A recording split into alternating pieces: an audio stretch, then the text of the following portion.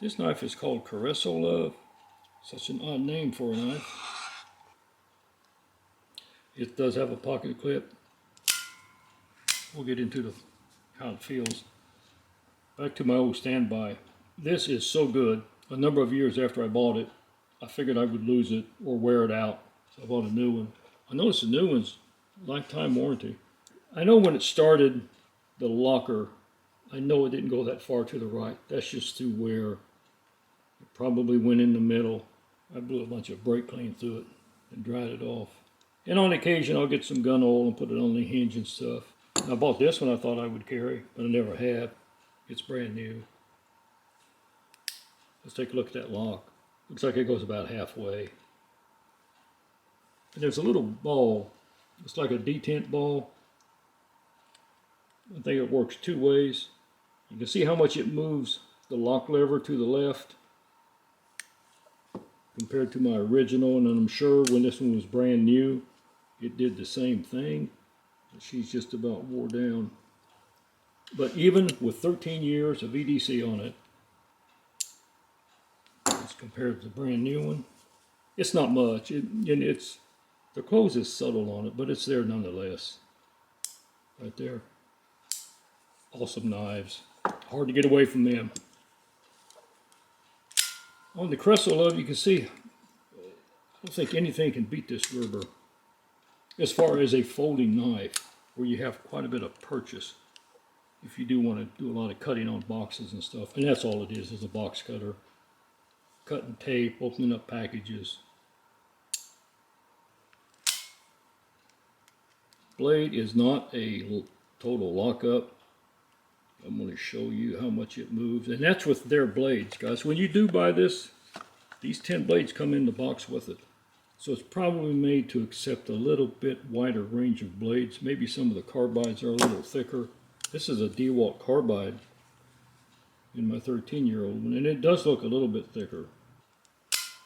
As far as opening up in your pocket, that was always my concern. This button is somewhat spring-loaded. As soon as you let off of it, it's coming right back. And it definitely takes a few pounds to open it. It's not bad. It's like 25 bucks, where these are, I'll put links in the description to this out the front utility knife, and also to these awesome Gerbers. These guys are still down to $12, $13, $14. I think I gave 10 for it 13 years ago, so thank you, Gerber. That's really been good. And if it did mess up, let's just see what we do to get back on track. So all you gotta do is pull it out. Yeah. There you go. I felt just a little bit of it pulled out, then came back. You can't push it in with your fingers.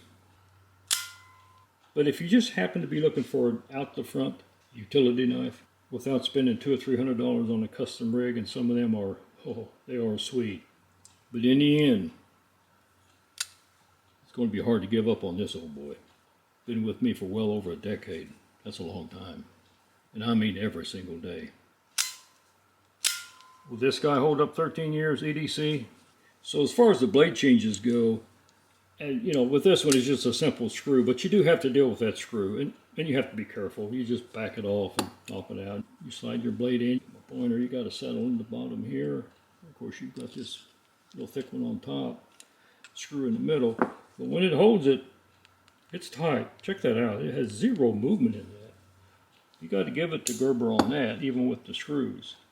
And the brand new one still uses it. Now this guy here, it has one little spring-loaded piece right here, and I'm going to just press it so I can show you what I'm talking about. See it move to the right?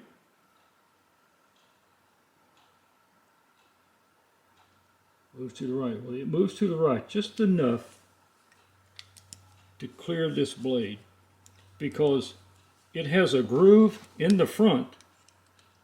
It's very thin. It's got one groove in the front, in the top, same thing in the bottom. Go ahead and slide that out.